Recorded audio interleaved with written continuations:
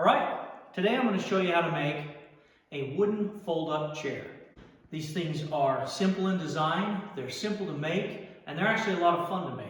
So how does it work? You have a bottom or seat and a back. Naturally they slide together and you pull them apart, flip the back around, and then you just slide that seat into place.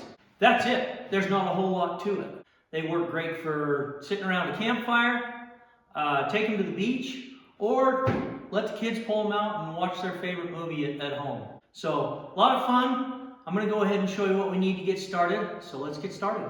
Okay, I'm going to go over some things that you're going to need. I'm going to go over some things that you may want. And I'm going to go over some templates and jigs that I've made that make it a lot easier, quicker, and more accurate. Now the first things you're going to need is at least a drill. I've got 2 drills here so I don't have to switch bits. But a drill, I'm using 1 3/4 screws. You can go a little bit longer if you want, that's fine. I don't know if I would go shorter. I like to use the ones that have a little bit of a coating on there, because if you're going to use these chairs outside, a screw with a little bit of a protective coating is going to last longer. Obviously, tape measure, pencil, those are a must. I'm going to have a 3/16 drill bit and a 3/32 drill bit. Here's some things you may consider using. A square. I would definitely get hold of a permanent marker. You may want a nail set depending on what style you use or method you use. Some wood glue. I'm using Titebond 3 because I want these things to hold up outside, and Titebond 3 is waterproof. I've got a little brush, not necessary, but this way I can distribute the glue as accurately as I want to prevent too much of it spilling out. Sandpaper and a sanding block. I would definitely recommend these. Those are kind of negotiable, but sandpaper and glue, I would highly recommend them. And then of course, we need some wood. We need 10 pieces. All this stuff is 3/4 inch thick. It's just blue pine, okay? 3/4 inch thick. 10 pieces that are 16 inches long and 3 inches wide. 2 pieces that are 32 inches long and 2 1/8 wide. And 2 pieces that are 32 inches long and 2 inches wide, okay? These are some templates and some jigs that I've made to make it go quicker, smoother, faster, more accurate. I will be using these, but obviously I will show you how to build this chair without these. If you're going to be building a lot of these chairs, you may consider building something that increases your speed and accuracy. So, let's go ahead and get started. Like I said, you don't have to sand these things, but I encourage you to do so. I don't sand the surfaces, but I do break the edges. Now you can just go buy sheets of sandpaper and you can cut them up, you can fold them, and you can break these edges. It doesn't have to be any more complicated than that. What I like to do, however, is I'll go to Harbor Freight or wherever you can find them and get these little sanding pads, all right? Then you can take your sheet of sandpaper. I'm using 100 grit. I'll fold this thing in half. You want to make sure you have an edge that's sharp. This has been cut on the table saw and it's a sharp edge. Once I fold this thing in half, I can now set it on the edge there and I can tear this thing in half. I can then take that half, repeat the process, and now I can put this in my sanding block.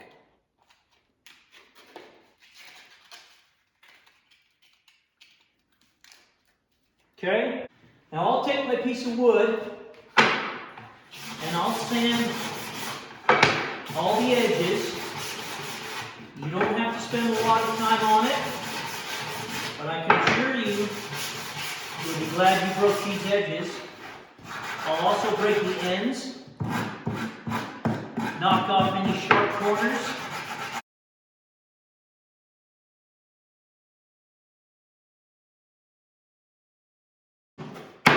And that's it. This thing is ready for us to use. You're going to repeat the process on all the 3-inch pieces and on the 2 1/8 and 2-inch pieces. These are our legs. Now, if you're going to be making a bunch of these, these legs that are 2 1/8 and 2 inches, you can keep them in different stacks, but it might get a little confusing. I would recommend just take a permanent marker and mark the ends of, I don't care if it's the 2 inchers or the 2 1/8 inchers, but that way if you have a stack of these things, you know that, all right, the ones that are 2 inches are marked on the ends, those are for the seat.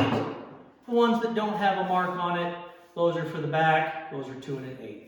You want to make sure you get the straightest possible pieces of wood you can for your legs, okay? It makes the two pieces slide together so much nicer if you're not dealing with cupped, warped, twisted wood, all right? So, we've got everything sanded up, ready to go. Now, we need to pre-drill some holes in these. You take your tape measure and your pencil, and you can measure in 3/8 of an inch, 2 marks, and measure down 3/4 of an inch. Okay, so you are now 3/8 of an inch off the end and 3/4 of an inch off the side. You'll repeat that process on both sides. Now that's a lot of measuring with a tape measure and a pencil, which is fine. What I've done is I've made a jig that allows me to slide this over my piece, and as long as I slide it all the way down, okay, I can then take a nail set punch and punch the end, rotate it, and repeat that process. Now I've marked out where that thing needs to be drilled. If you're doing it with just a tape measure and a pencil, I would use a nail set. In this situation, we've already punched it with our nail punch, and now we can put our 3/16 of an inch bit in our drill, and we can pre-drill those holes.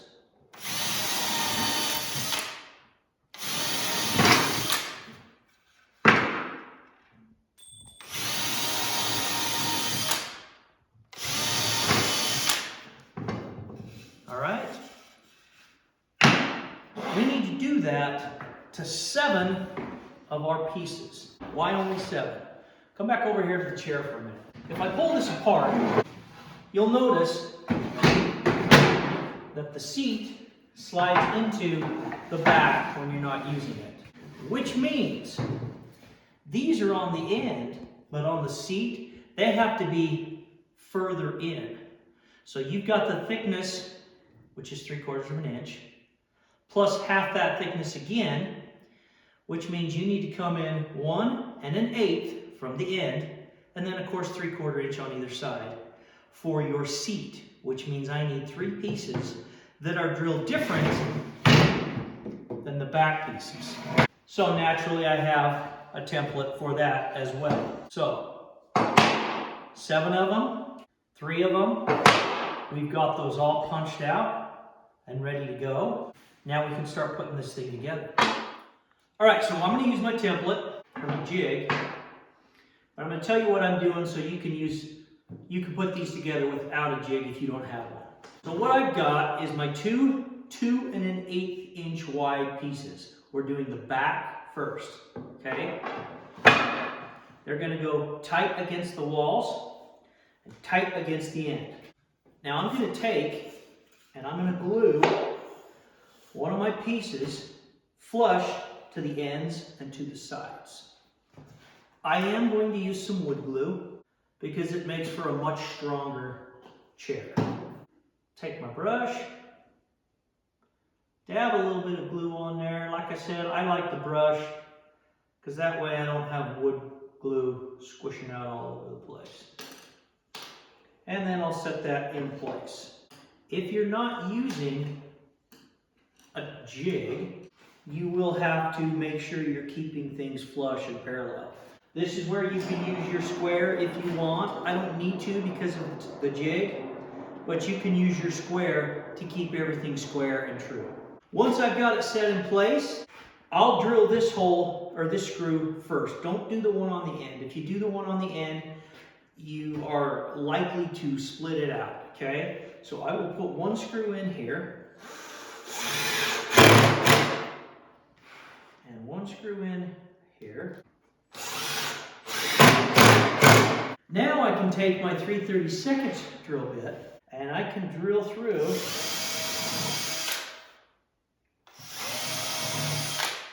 pre-drilling into my legs, hopefully preventing them from splitting out on the end. Now I'm going to measure up 9 inches from the end, make a little mark. Do yourself a favor and put an X, okay? 9 inches, and then the 3-inch piece will sit below that line. If you put an X there, you know that you're supposed to cover up the X. Okay, so I've got it marked at 9 inches. I can then take another piece, dab a little bit of glue on there. Set that in place. Make sure we're tight against the sidewall. And make sure we're on our mark over here. We're tight against the sidewall. We'll go ahead and put these last 2 in. Now I can take some 1-inch spacers. And if you're using a true 1x4, which is 3.5 inches wide, which is fine. The measurements I'm giving you down here, those are critical. But as far as where these space out, doesn't really matter. I like the look of the 1-inch, so I'm using 3-inch. If you've got 3.5, no problem. But I'll take a 1-inch spacer. I'll place that there. 1-inch spacer, place that there. There. And there. Now, I can go along and screw all those down, and I can simply pull those spacers out. So let's go ahead and get that done.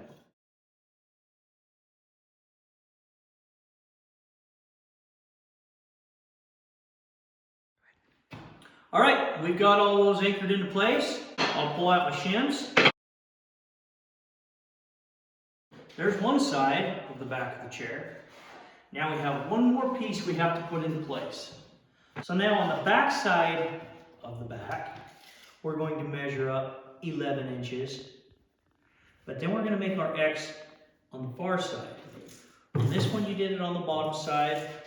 On this one you're doing it on the top side.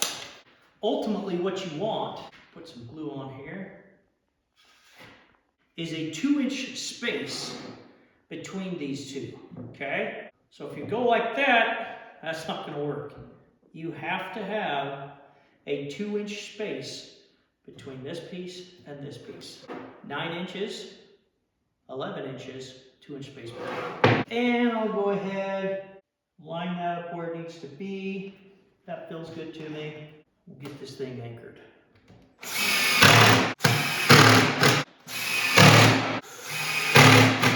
All right, that's the back. Okay? Now, if you don't have a jig, you can just set these are the 2-inch pieces now, okay? This is for the seat. And the reason they're 1/8 of an inch less is you want them to slide freely. And if they're the same thickness, they're going to have much more resistance when they slide. Whereas if they're a little narrower, they're going to slide much easier. If you don't have a jig,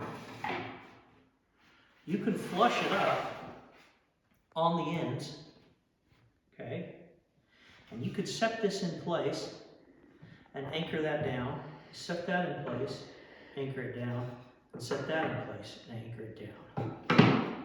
If you do that, I would recommend taking, whether you cut a 1/16 inch shim, maybe use a couple of business cards, use something so that this isn't tight against that leg. If it's tight against the leg, when it slides in and out, there's more friction. But if you, obviously this is exaggerated, but if you're not tight against the other one, less friction, it's going to slide much easier. So, maybe put a couple of business cards in the top and bottom so it's not resting on these, okay? Because I have a jig, and all I've done is dado out a couple of grooves, I could set this in place, again, making sure it's tight this way. And now I can take my pieces that are drilled 1 1/8 inches from the end, take my prettiest piece, or prettiest side, a little bit of wood glue, and same thing, tight this way. As long as these are tight, and this is tight, I can now put a couple of screws. You can go ahead if you want, pre-drill these end pieces, prevent those from splitting. And then you're going to go 11 inches, because we want it to fit perfectly in this section, right? You're going to go 11 inches, make your mark, 11 inches, make your mark. Let's use this one.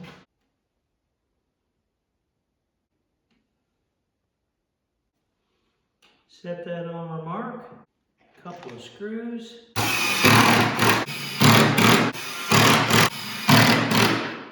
I'll take one of my 1-inch shims, put that in place.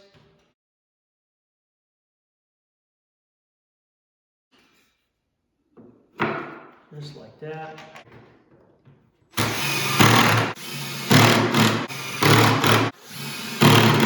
And that's it. I'll pull that last shim out. There's our seat. Now, if I've done this correct, I should be able to take the back and take the seat, and this thing should slide perfectly and create a 90-degree angle, okay? And when you're finished using it, pull it apart, flip it around, and now the seat should slide nice and smooth into the back, just like that. So we've got it all finished. Can this thing handle a big guy like me? Well, this is nothing more than pine. And I can tell you right now, this thing can handle a lot more weight than me.